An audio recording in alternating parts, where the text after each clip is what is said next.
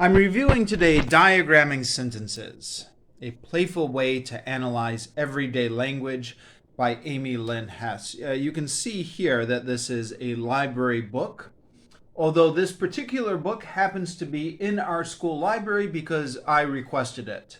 I asked the library to order this, and they did. Now, I was looking for a book on diagramming sentences. I didn't know which book was best.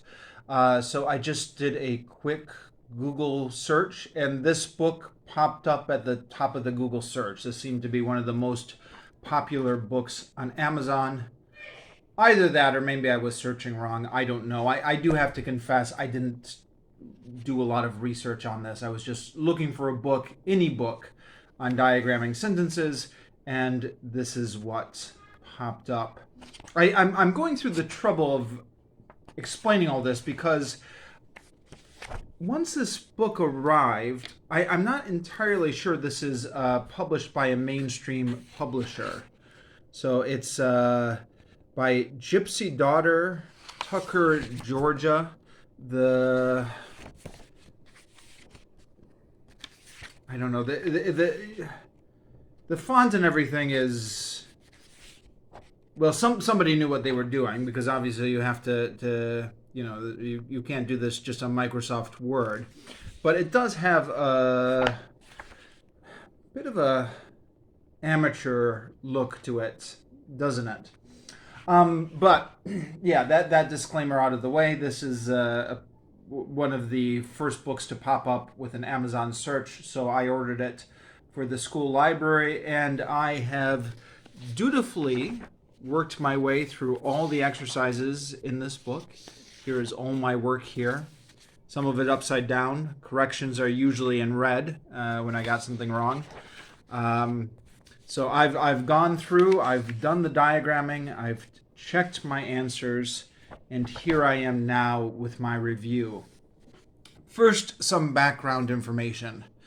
Diagramming sentences, let me know in the comments below what your experiences of diagramming sentences are.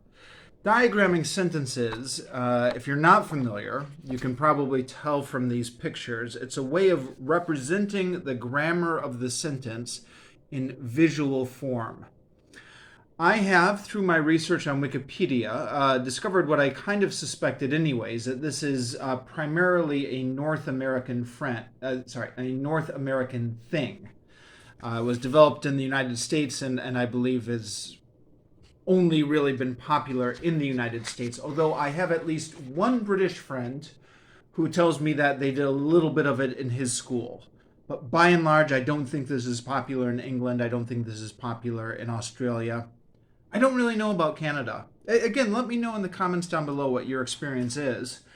Even among Americans, it appears to vary widely depending on what school district you went to. I know somebody who went to school in Missouri, only about 5 years younger than me. Never heard of it. I showed him this book. He had no clue. Somebody else who was, I don't know, about 10 years younger than me went to a school actually near my house. He said that he was doing, this was part of the curriculum when he was in school, but there was a weird thing going on at his school where, excuse me, a number of the teachers were apparently revolting against it. Like the teachers were refusing to teach it because they thought that this was not useful to the students. And this maybe goes back to an ongoing debate, which is how much explicit grammar instruction is really necessary or desirable for native speakers. And in my experience, I've been teaching English in Asia now for 20 years, and I've interacted with Americans, Canadians, Australians, Irish, South Africans, British, etc. And it's something that is not just an American debate. It's been happening in their countries as well.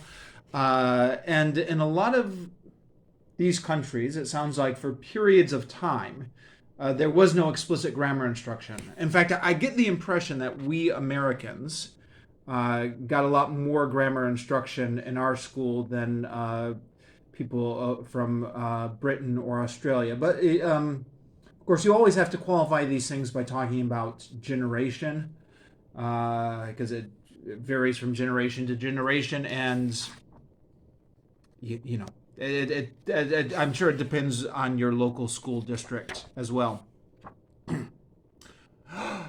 Anyways, I studied diagramming sentences in 7th, 8th, and 9th grade. And I hated it at the time. I found it dreadfully boring. I also, a memory that was brought back to me a little bit by working my way through this book, I always struggled with the spacing of it. Because with the complex sentences, you have to plan out your spacing a little bit to fill in the subordinate clause on the paper. I was terrible at this as a 7th grader. My sentences would always get to the end of the paper, and I just making everything neat and tidy was an ongoing struggle for me. I like to think I've improved at it now. I mean, these don't look half bad, do they? Okay, some of them could be a little bit neater, but anyways, we hated it. We used to complain to our 8th grade teacher all the time. I remember the whole class. Why do we need to learn this? When is this ever going to be useful? And he did his best to answer it, although a lot of times his answer was, well, you need to know it because it's part of the 9th grade curriculum. So if you want to go to high school, you need to learn it. That was kind of his answer. And, maybe for the average person, they don't need to learn this. I don't know. We can get into that discussion. But in my particular case, I ended up as an English teacher. And I've been teaching English now for 20 years, over 20 years, in Japan and Cambodia, and now in Vietnam. And I first began to remember my sentence diagramming days when I was in Cambodia. In Japan, I was largely an English conversation teacher. But in Cambodia, I was teaching an English for academic purposes class in which the students were writing essays and dealing with complex language. And they had a lot of writing mistakes.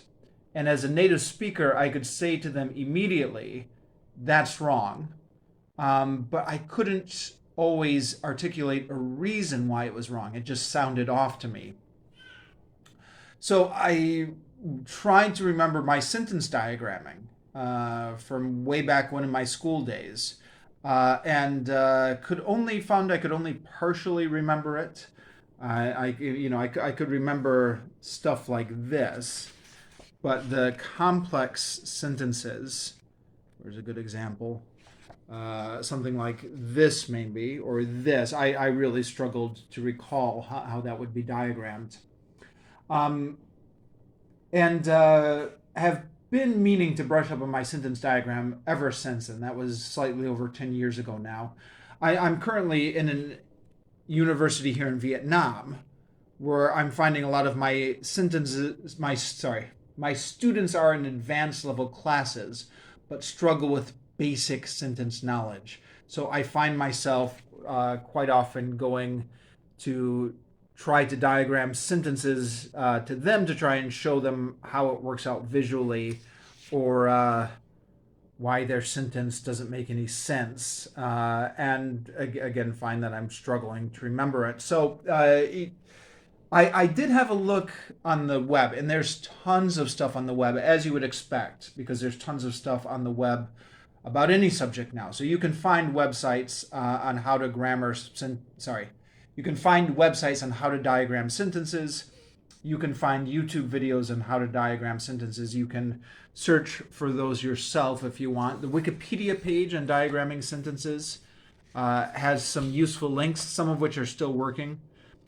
But, I'm old school. I like a book, something I can take into the coffee shop. I don't want to be tied to a computer. And I also, the problem with this stuff on the internet is you never know who's vetting it, right? It could be reliable or it could not be. It could just be some guy who's setting up a website. Now, I mention that because I got this book, and there's a sentence in here near the back where she mentions, for example, some of the websites I have studied recommend diagramming the object of a verbal, but blah, blah, blah, blah, blah, blah. So, is this indicating that she learned how to do her diagramming off of websites? Uh, there are some hints, and I'll get into this maybe later in the review, that her expertise is a little bit limited in certain areas. I don't think she's a grammarian by training. Um, although I looked up her bio on Google. She is a writer, uh, published poetry, teaches creative writing, etc. But yeah, I'm not quite sure what to make of this. It makes me wonder if the background of the author is just getting stuff off the web, or maybe it was a supplement to the web. She is, I don't know how old she is exactly, but I think she's younger than I am. So, of the internet generation, definitely. Um, right. So, let's actually talk about the book. Before I say too many not nice things about this book, let me just get this out there clearly at the beginning. I enjoyed this book and I found it useful. I'm going to nitpick a whole bunch of stuff because, that's just what I do. I'm a jerk and I like to point out the flaws and everything. But on the whole, for all the flaws of this book, I found it very useful. And dare I say it, even enjoyable. It's funny. I was showing this to my coworker and he was saying, "Oh, that looks like fun." He's like, let me know when you're done with that book and I'll get it out of the library next. And I thought to myself, yeah, it's funny. In 8th grade, we hated diagramming sentences. Now we're talking about how fun it is. But it is, you've got to be a little bit of a nerd here. But, after teaching English for so long, it is kind of fun to just visually represent a sentence like this. It's fun to make the diagrams. Maybe when everything else in your life is chaotic and lacks order, it's enjoyable to just sit down and put these sentences into their structures, and just, grammar can appeal to the systematizer in us, and perhaps we all have moods like that. So I did largely enjoy this book. And I found it useful. It definitely brushed me up on my grammar knowledge. I found even the past couple weeks teaching, I've been better at maybe explaining the structure of subordinate clauses to my students, because of some of the visual representations from this book. So I would give it a recommend, but we'll get into the buts. The first thing is that it starts out incredibly basic, like talking about what is the difference between a sentence fragment and a sentence. What is a subject and what is a predicate? And she just lays this all out for the reader in just very pedantic explanations. Now, for somebody like me, who's been teaching English for 20 years, I was like, I do not need somebody to explain to me what the difference between a subject and an object is. Thank you very much. But that's just me. There are definitely people out there who do not understand the difference between a subject and a verb. I could tell you plenty of stories about my time in teacher training, or just working as an English teacher generally. I mean, just one story out of several. I remember doing my CELTA teacher training course with an Australian woman who had to teach about relative clauses, but couldn't wrap her head around relative clauses because she didn't understand what a subject, verb, and object was. Now, this was somebody who was college educated, but because explicit grammar instruction had been taken out of the Australian curriculum, she had just managed to complete her education without ever knowing that.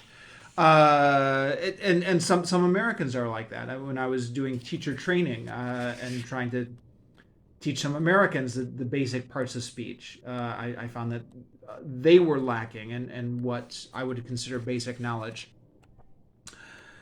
So if you come from a traditional grammar background like I did, it may surprise you how many people just have no clue about even the basics. Or, depending on how cynical you are, maybe it won't surprise you at all. But there are definitely people out there who do need this stuff. And this is, this book is for them. It's not for me, so I can't complain about it. Except what I will complain about is the stuff that I could really have used help with. Detangling complex noun clauses, chapter 12. I think she really drops the ball on this. The author gives a very cursory explanation, and I really wanted a lot more focus on complex noun clauses. I think really the book could almost have been twice as long, because once you're getting into these complex sentences, there's a lot more to explore here. But that's not the book that she wanted to write, and there are some hints, I'll get into this later maybe, that when we are getting into complex noun clauses, she is reaching the limits of her expertise, perhaps. Again, I don't think she's a grammarian by training. Okay, so the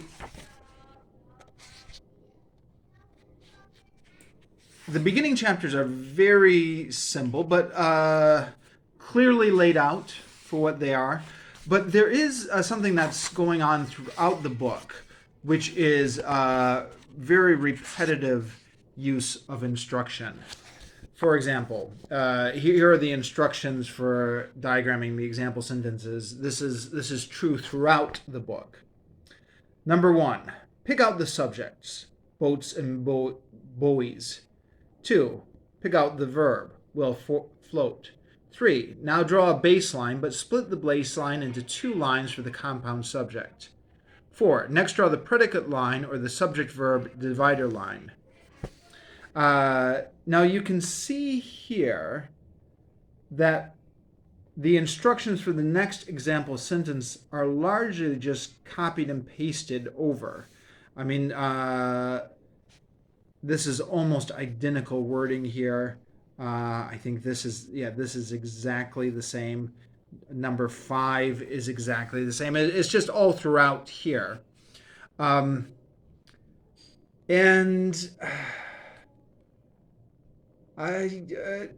It's questionable whether this is the best way to format the book. I mean, I kind of get it.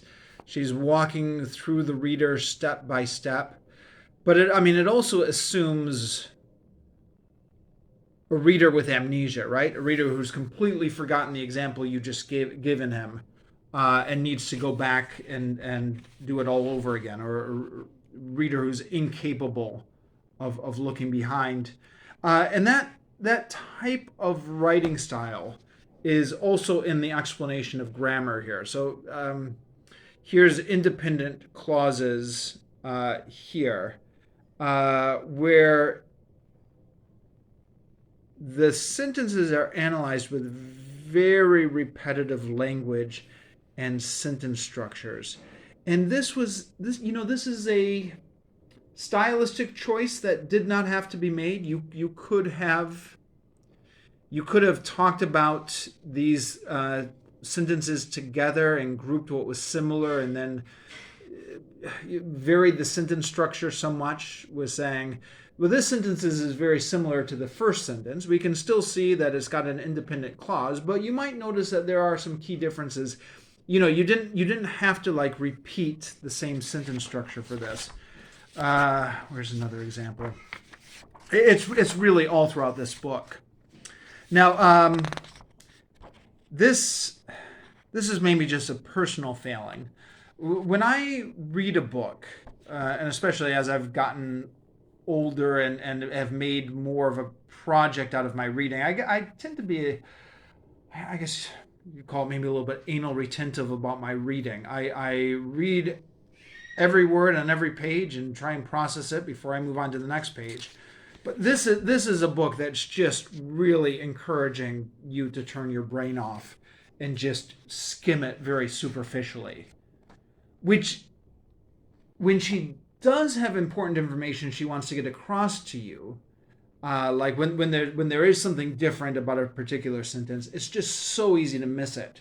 You've just turned your brain off. And when I got to the section on complex noun clauses, it was, an area of grammar that I don't know terribly well. It was very difficult for me to focus on it because I'd gotten so used to just skimming over stuff. That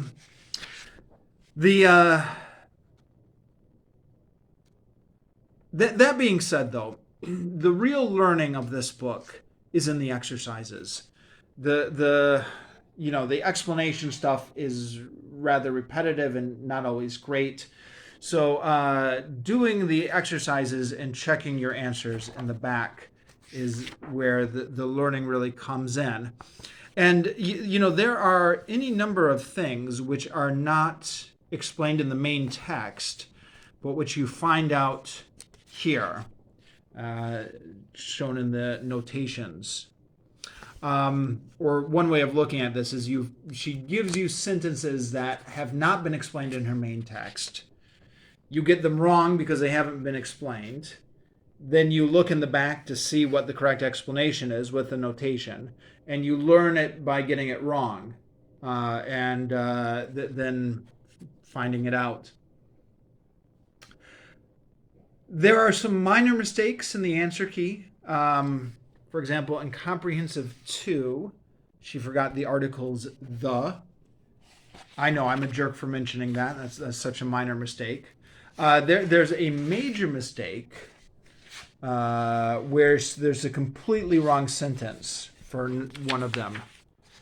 And where is that? Sorry, it's in here somewhere. Or you can just take my word for it. That is just a completely wrong sentence on one of these. That is one of those things that should be caught. Oh, yeah, here he is. Here it is. Chapter 12. Oh, no. No, that's not it. I didn't want to mark up the book because it's a library book. I mean, I requested it, but it's still in, the library purchased it for everyone's use. So I have all my notations on the practice sheets I was doing. One of the sample answers is completely wrong. Like, it's a completely different sentence. But it's only just one frame of one. The complex nouns and clauses, though, there were things where I thought, I don't know if it wasn't explained enough, or, yeah.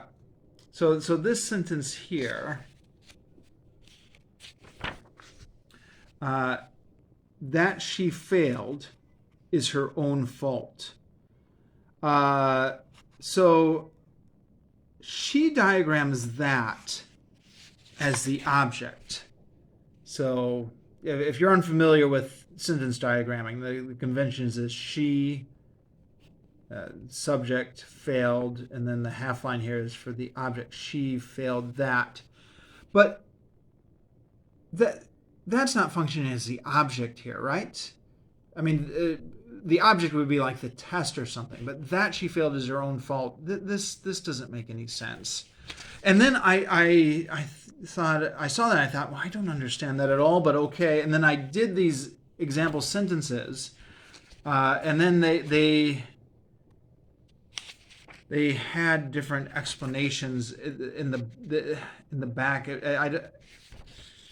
The answers to these weren't in line with the way it was given out here. And I think I had some more problems with the noun clause one.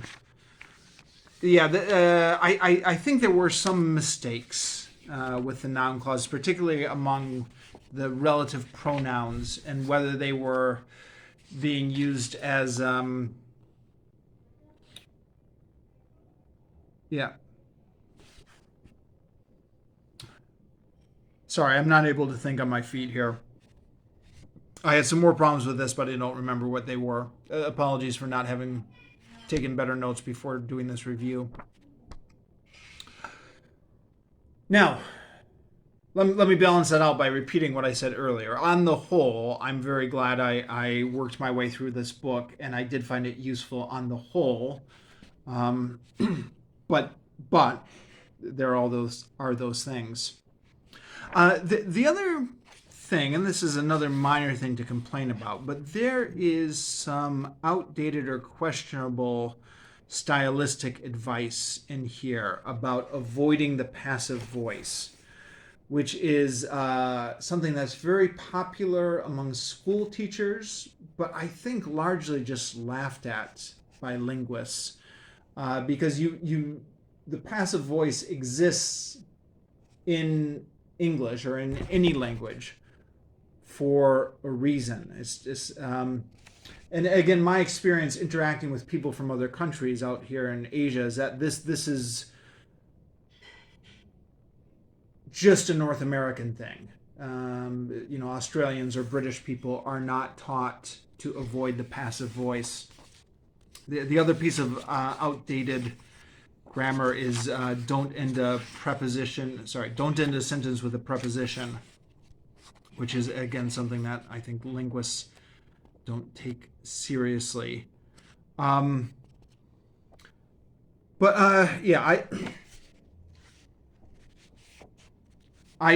should state that I don't want to make it sound like I think I'm smarter than her or whatever. I've come under the influence of authors, people like Steven Pinker, etc., who don't who think that the advice to avoid using the passive voice is outdated. Steven Pinker, in one of his videos, I'll try and remember to link to it in the description down below. It gives talks about style books in which the authors tell the readers to avoid the passive voice, but they use the passive voice in doing that. And he makes the point that the passive voice is so integral to the way that we form coherence in sentences that you can't avoid using it. So for this section, avoiding the passive voice, I was looking through it to see if I could play the same trick. To her credit, she largely avoids using the passive voice in this sentence. The only place, where was it? There was a reduced passive. So I don't know if you wanted to count that. Where was it?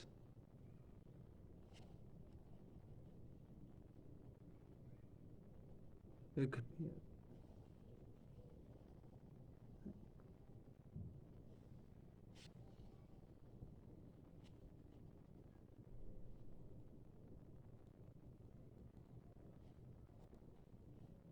Oh, I can't find it now. Oh, no, here it is. Of the action expressed in the sentence's predicate. So if you cannot easily find the noun or pronoun that represents the doer of the action expressed in a sentence's predicate. It's a reduced passive. It should be the full version is of the action that is expressed in a sentence's predicate. I don't know. Is it fair to count a reduced passive as using the passive voice? Maybe not. We'll let that go. This whole section, actually, this is one of the weak points of the book's appendix, where it talks about how diagramming can improve your grammar. And then it goes through stuff that's either outdated advice, like avoiding expletive constructions. Now look at this. This is the expletive that she wants you to avoid. It is crazy that we cannot take the test at a later time. And so here's the passive voice, which you're also supposed to avoid. And here's the active voice. This is what you're supposed to say. Not being allowed to take the test at a later time is crazy. Now, how is that sentence in any way an improvement on this one? Huh? That's just bad advice there. I mean, the other thing as well, she talks about a lot of things which are not related to diagramming sentences at all. So avoiding ambiguity. I spoke to Helen and Gail. There's a better example. Yeah. So soon many children will be arriving. So this is under the section of vagueness and how to avoid it. If you were told many children, would you prepare for 10 children or 100 children? If you were told they would be arriving soon, would you be preparing for them to arrive in 10 minutes, 10 days, or 10 weeks? Okay, fair enough. Soon many children will be arriving is a vague sentence, but this is not something that diagramming will help you with, because the vagueness is in the lexicon, not in the grammar. And it's the same here with avoiding ambiguity. She has an example here, but then she gives examples. Was involved. Does the writer mean she was a victim, or case? Does the writer mean a mysterious circumstance? She's complaining that the lexicon is vague, not the grammar. So, this whole section at the end about how diagramming can improve your grammar is a weak point. It's best just skipped over. This section here about the differences in diagramming, this was interesting and useful. I thought she talks about how you could have different people diagram the same sentence and they could be equally valid. Okay. I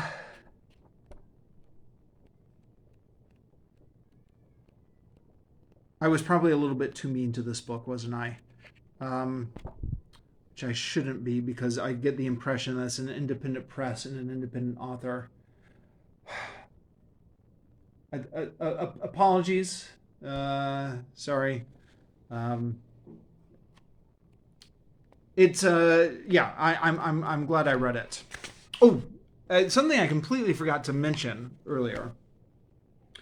I was going to say this at the beginning of the video, but I forgot. This is a different style of diagramming sentences. This is sentence trees. This is from a different book. I think this is associated with Chomsky or his school, but largely used. I think this is also just primarily North America. But this is what would be used if you were studying linguistics at university. Diagramming sentences is, I think, largely just for middle school or high school. So that's just another little bit of trivia. Okay.